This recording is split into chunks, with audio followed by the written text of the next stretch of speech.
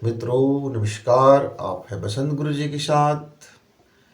मित्र, जीवन में रोग न जाने कब आएगा, कैसे आएगा, किस तरह से आएगा, वायरल होगा, कर्मजनित होगा कि भोगजनित होगा, क्या होगा, हम इसका विचार किए बगैर जीवन जीते रहते हैं। और सावधानियां करें भी तो क्या करें, करें तो कितना करें। इस हवा में हमारा कोई जोर नहीं, वायरल का कोई जोर नहीं। सूक्ष्म जीव जो जो हमारे सांसों के माध्यम से हमारे शरीर में आसानी से प्रवेश कर जाते हैं और उससे हमारा तालमेल नहीं बैठने से यह शरीर रोगग्रस्त हो जाता है। मित्र, मन मन में खिन्नता आ जाए, मन में उचाट आ जाए, मन क्रोध से भर जाए, मन पीड़ा से भर जाए, मन शोक संतप्त हो जाए और मन में निराशा आ जाए, मन में कुंठा आ जाए, तब भी हमारी यह कोशिकाएं डैमेज होने लगती हैं। तब भी हमारे अंदर में तरह तरह की व्याधियां, रोग जन्म ले लेता है। यह जीवन रोग, शोक और भोग के चक्र में चलते रहता है। क्यों? भोग भोग करना हम बचपना से सोचते हैं कि बस भोग ही किया जाए, भोग किया जाए। भोग के ऊपर में कोई और अन्य से अपना बनाते नहीं हैं कि क्या होगा, कैसे होगा। अभी का वर्तमान का भोग देखते हैं, शरीर का भोग देखते हैं, रसना के भोग देखते हैं, आँख के भोग देखते हैं, कान के भोग देखते हैं। सुख सुख मज़ा, बस सुख और मज़ा ये दो बातें कि पीछे पूरी दीवानगी की तरह पूरा जीवन व्यतीत हो जाता है। कभी मुख की सुख, बटर बटर बात करते रहो, चपर चपर बात करते रहो, बेफिजूल की बात करते रहो, लोगों की निंदा करते रहो, लोगों की बुराई करते रहो, लोगों को ताना देते रहो, लोगों को लाहना मारते रहो, लोगों की आलोचना करते रहो, किसी को कुछ भी कहते रहो। कितना कोई आदमी कितना शानदार है, उसको बिना जाने समझे हम उसको बकवास घोषित कर देते हैं। हम हजारों और लाखों उनके विषय में न जाने क्या क्या बुराइयां प्रचारित कर देते हैं। अफवाह ऐसा फैला देते हैं कि जैसे बिल्कुल आपकी आंखों के सामने सारी चीज़ें हो रहा है। मित्र, इन तमाम हरकतों से हमारा जीवन रोगी बन जाता है। हम अपने विषय में बिल्कुल नहीं सोचते। हम चौबीसों घंटे हम दूसरे के विषय में सोचते रहते हैं और हम दूसरे के विषय में सोचते हैं और कामना भी करते हैं। कोई व्यक्ति नरक का भागी हो, व्यक्ति दुख से पीड़ित हो, व्यक्ति शोक से पीड़ित हो, और व्यक्ति को सुख मत मिले, चैन मत मिले, आनंद मत मिले, उस व्यक्ति को मत मिले, इस भावना में हम अब रोगी बन जाते हैं। हम शोक संतप्त हो जाते हैं। हमारी नज़रों में वो व्यक्ति बड़ा सुखी दिखता है, आनंदित दिखता है, मज़े से दिखता है, बड़ा घर है, बड़ा कारोबार है, सब कितना शानदार, वाह वाह। और उसके सामने में अपना हर चीज़ बौना हो जाता है। इसलिए हम मानसिक रोगी हो जाते हैं। देखने में तो बड़े हट्टे कट्टे दिखते हैं, देखने में तो बड़े सुंदर दिखते हैं, देखने में तो बड़े ज्ञानी दिखते हैं, देखने में क्या है, देखने में तो बहुत बढ़िया दिखते हैं, लेकिन अंदर से रोगी बने बैठे हैं। मित्र, इस संसार में सबसे बड़ा यदि कोई रोग है तो वह मानसिक रोग है। क्योंकि यह इतना सूक्ष्म है, आपके सूक्ष्म, ये इतना संक्रामक भी है कि आप अपने विचारों से दूसरे को रोगी बना देते हो। आप अपने बातों में ऐसी जहर घोल के चले जाते हो कि अगला व्यक्ति का जीवन निष्पाप होते हुए भी वह जहरीला बन जाता है। उसकी सांसें बड़ी जहर हो जाती है। मैं आपको एक छोटी सी घटना बताता हूँ। एक मेरे मित्र थे, उसके घर में सब बड़ा अच्छा कारोबार था। कारोबार का मतलब क्या था? छोटा छोटा काम थे। बच्चे अपना काम करते थे, बहू अपना काम करते थे, माता पिता अपने काम करते थे। सब के सब लोगों का अपना अपना काम था, छोटा छोटा काम था, और सब अपने अपने काम करते, खाना खाते पीते हंसते गुजारते। जो भी दुख आ जाता तो मिल के गुजार लेते। किसी के शरीर में कोई संकट आ जाता तो समझदारी से काम लेते। पहले अपना होम रेमेडीज़ देख लेते, फिर वैद्य या डॉक्टर की सलाह कर लेते, और मिला जुला उनका घर परिवार चल रहा था। यानी शोक भी आते थे तो वो लोग इतना ज़्यादा व्यग्र नहीं होते थे। शरीरों में पीड़ाएं आती थी, थोड़ा परहेज कर लिया करते थे। खान पान का भी उन्होंने बड़ा अच्छा मैनेजमेंट किया हुआ था। एक दिन उनके मित्र आए। मित्र आने के बाद कहा कि अरे भाई, आपको झुकने की क्या ज़रूरत है? आप तो लड़के वाले हैं, आपको झुकने की क्या ज़रूरत है? अच्छा, अब उनकी बेटी की बात आ गया। बेटी के ससुराल से कुछ समाचार आया कि भाई बेटी को कुछ किसी चीज़ की ज़रूरत है, और ससुर बोल रहे हैं कि नहीं, बाद में इसको मिलेगा भाई, अभी तो परिस्थितियाँ नहीं हैं। तब उसी मित्र ने कहा, नहीं आपको झुकने की ज़रूरत नहीं है, आप बेटी वाले हो, आप कड़क के कहो उनको। उस व्यक्ति बंदा तो बहुत सीधा साधा था, उनको ना ये बेटी वाले होने का घमंड था, ना बेटा होने वाले का ही मान था। लेकिन उसके घर में यह एक विषय बन गया कि चिंतन बन गया, और लोग सोचने लगे कि क्या वाकई में वहाँ ऐसा हो रहा है, वैसा हो रहा है, नहीं हो रहा है। अब वहाँ क्या बात है, कैसी बात है, मूल प्रश्न पता नहीं, लेकिन इस घर में तो माहौल तैयार होने लगा कि नहीं नहीं, हमको उनसे जाकर संपर्क करके उनकी खबर लेनी चाहिए, खबर लेनी चाहिए। उन्हीं में से उनके जो पिताजी थे, माने बुजुर्ग पिताजी थे, उन्होंने समझाया कि देखो एक काम कर लेते हैं, हम पहले तो हालात का जायज़ा कर लेते हैं, क्या सही है क्या नहीं है ये देख लेते हैं। दूसरी बात है उनकी परिस्थितियां हैं, हो सकता है कि अभी उनकी परिस्थितियां अनुकूल ना हो, माकूल ना हो, और वह अपनी बातें रखा हो, किस संदर्भ में रखा है, क्या बात है, हम ऐसे कैसे पील पड़ते हैं। नहीं नहीं, ये तो गलत है, हमारे अपने मन का रोग है ये, अपने मन को रोग को ठीक करें। हमने बच्चों को संस्कार दिया है, हमारे बच्चे समझदार हैं, हमारे बच्चे चीज़ों को समझते हैं, परिवार को समझते हैं, घरों को समझते हैं, परिस्थितियों को समझते हैं, तो इसमें हमें इतना व्यग्र होने की ज़रूरत नहीं है। मित्र, आप देखें उस घर में शांत तालाब की तरह उनका घर था, शांत था, निर्मल था, लेकिन किसी ने एक कंकड़ मार दिया, एक पत्थर मार दिया, और पूरे तालाब में लहरें उठने लगी। इसी तरह से जीवन मित्र, आप आनंदित हो, एक शोक आता है और आपका जीवन पूरी तरह से लहर में बदल जाता है। एक पीड़ा आती है और आपका मन, चित्त और आपका घर परिवार पूरा का पूरा उस तालाब में लहर आने की तरह से चित्त व्याकुल हो जाता है, अशांत हो जाता है, जीवन न जाने क्या से क्या हो जाते रहता है। और हम चाहते हैं कि लहर उठती रहे और हमारा मोक्ष भी हो जाए, मतलब हम लहर उठती रहे और हम उस समुद्र में अपना चेहरा देखें और चेहरा साफ साफ दिख जाए, चेहरा साफ साफ दिख जाए, कहीं कोई उसमें व्यवधान ना दिखे। मित्र, ऐसे कैसे हो सकता है? जरा आपने देखा है कभी? एक थाली ले लीजिए, प्रैक्टिकल कर लीजिए घर में। आजकल तो अब बच्चे तालाब जाते नहीं हैं, नदी जाते नहीं हैं, समुद्र में जाते नहीं हैं। हाँ, शाम को जाते हैं घूमने के लिए, पिकनिक करने के लिए, लेकिन स्नान करने, तैरने, डूबने और उसमें घूमने फिरने, और उसका एक जीवन अलग था, जलचर जीवन अलग हो जाता है। लेकिन आप आज थोड़ा बदल गया परिस्थितियाँ। आप थाली ले लीजिए, पूरे थाली को पानी से भर दीजिए और ज़रा आप शांत मुद्रा होकर के आप अपनी चेहरा देखें तो ज़रा। अब होगा क्या, इसमें जो धीरे धीरे हवाएं चल रही हैं वह भी पानी को अशांत कर रहा है। कोई कीड़े आ गए, पानी को अशांत कर दिया, थोड़ी सी हवा की लहर आ गया, उसमें फिर पानी में लहर उत्पन्न हो गया और आपकी चेहरा बिगड़ गया। किसी ने कंकड़ डाल दिया तो आपकी चेहरा बिगड़ गया, और धूप ज़्यादा हो गया तो आप उसकी तीव्रता में आप अपनी चेहरा देख नहीं पा रहे हो। अंधेरा हो गया तो आपको कुछ दिखाई नहीं दे रहा है। मतलब संतुलन नहीं होने के कारण से आपका पानी ठीक है, स्थिर है, लेकिन हवा तो स्थिर नहीं है, प्रकाश तो स्थिर नहीं है, वातावरण तो स्थिर नहीं है, वहाँ का एटमॉस्फेयर स्थिर नहीं है। इसके कारण से आप में स्थिरता कैसे आएंगे, स्थिरता कैसे आएंगे? तो मलिनता तो बनी रहेगी मित्र।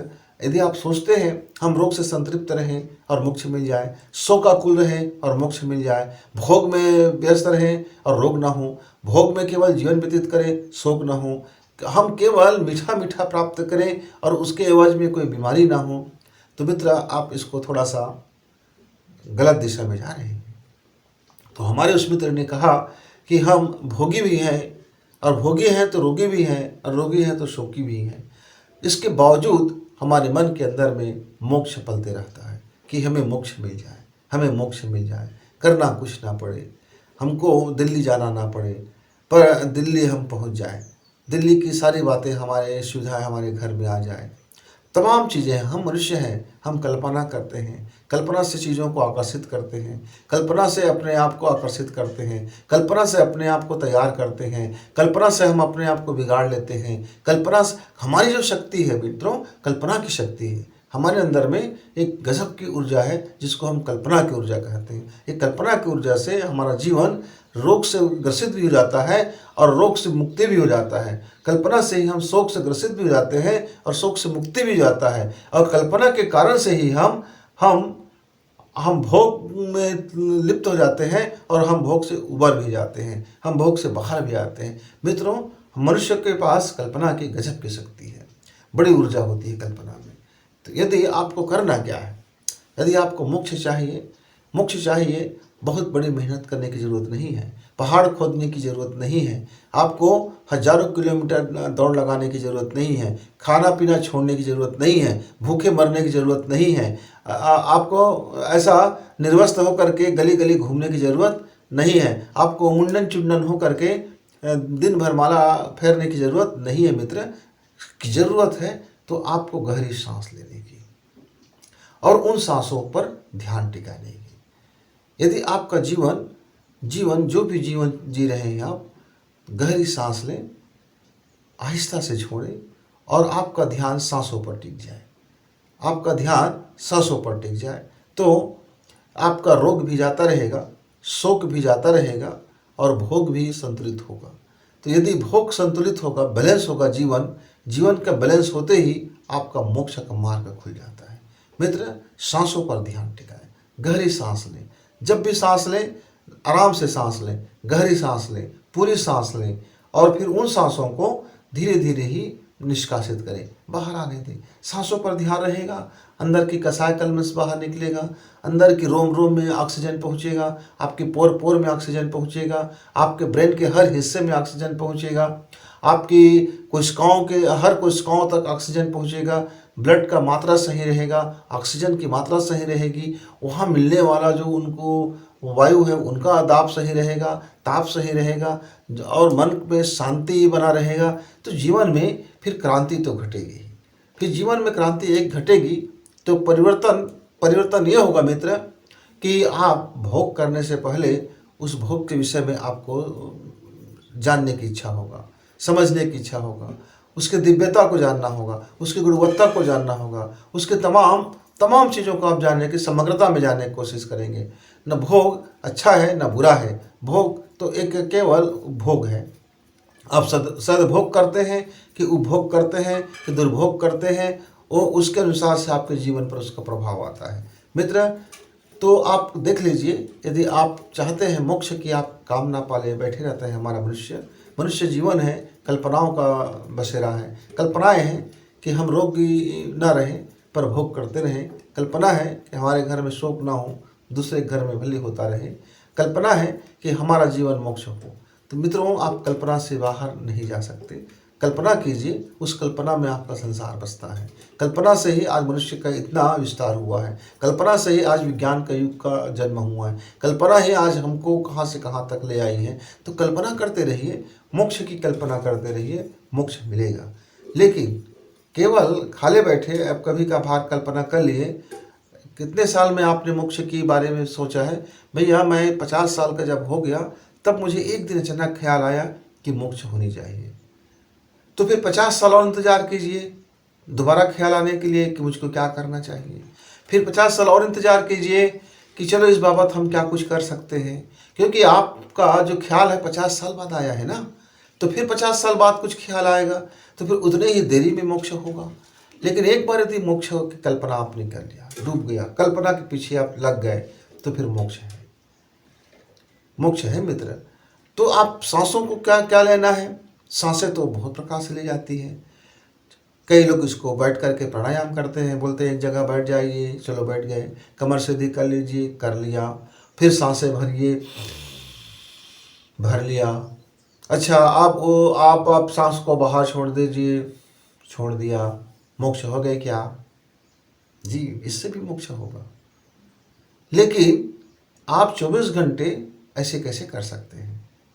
यह शरीर के लिए अच्छा है। कोशिकाएं हमारे बीमार हो जाती है तो उनको विशेष डोज दी जाती है। तो ये जो प्राणायाम जो हम करते हैं मित्र, यह हमारे रोग को ठीक करने के लिए है। तो रोग को ठीक करने के लिए उन्हें शरीर के अंदर में जो कोशिकाएं क्षतिग्रस्त हो गया है, विकृत हो गया है, उसको ठीक करने के लिए यह प्राणायाम का पैकेज लिया जाता है। फिर ध्यान करते हैं मित्र। ध्यान क्यों करते हैं? ताकि मानसिक जो विकृति आ गया है, मन के अंदर में जो रोग आ गया है, मन के भीतरी संसार में जो रोग पनप गया है, जो वहाँ वायरस आ गया है, वहाँ जो संक्रमण हो गया है, उसकी साफ सफाई करने के लिए फिर ध्यान करते हैं। लेकिन जीवन में यदि मोक्ष चाहिए, जीवन को कंप्लीट रोग शोक से आपका शरीर रोगी है कोई बात नहीं, शरीर शोकी है कोई बात नहीं, शरीर भोगी है कोई बात नहीं, क्योंकि भोग करेगा तो रोग आएगा तो शोक आएगा। यह तो मैथ्स है मित्र, इसको आप चेंज नहीं कर सकते। भोग करना आप बंद नहीं कर सकते, भोग करना आप बंद नहीं कर सकते तो वो सारी चीज़ें उस परिणाम में आता रहेगा। बस ये है कि आप भोग को यदि समझ जाओ कि मुझको कौन सा जीवन शैली अपनाना है, कौन सा लाइफ स्टाइल अपनाना है कि उसमें मेरा कम से कम रोग बने, कम से कम मैं रोगी बनूं। आप उस स्टाइल को अपना लेते हैं तो आपका वह रोग कापन धीरे धीरे खत्म हो जाएगा। लेकिन मोक्ष तो अंतःकरण से है, मोक्ष तो कल्पना के संसार है, मोक्ष तो अपने जीवन का स्टाइल है। तो मित्र, यदि जब भी आप 24 घंटे में जागते सोते आप गहरी सांस लेना सीख जाएं, और जब सांस लें कोई भी कर्म करें उसके पहले अपने सांसों पर थोड़ा ध्यान कर लें कि अभी अब, और उसके बाद फिर आप उस कर्म को करें तो निश्चित तौर से फिर वह मोक्ष की दिशा में आपका पहला कदम बढ़ जाता है। बहुत बड़ी कठिन कार्य नहीं है, सहज कार्य है, पर यह सहज कार्य ही लोगों के लिए कठिन हो जाता है। 1 दिन के लिए, 2 दिन के लिए, 10 दिन के लिए ताम झाम तो किया जा सकता है, कठिन से कठिन प्राणायाम किया जा सकता है, कुछ दिनों के लिए हम बड़ी आयोजन कर सकते हैं, लेकिन जीवन में यदि उसको एक हिस्सा बना लें ये बड़ा कठिन हो जाता है। लेकिन जब तक आप अपने जीवन में आप अपने गहरी सांस को हिस्सा नहीं बनाएंगे, गहरी श्वास लेने की कला को हिस्सा नहीं बनाएंगे, तो फिर आपको मोक्ष तो दूर की कौड़ी होगा मित्र। तो सहज जीवन, सरल जीवन तभी बनता है जब आप गहरी सांसों से जीवन को जीते हैं। तो मित्र, गहरी सांस लेना शुरू कीजिए, फिर भोग भी संतुलित होगा, रोग भी जाता रहेगा और सुख भी अपना जाता रहेगा।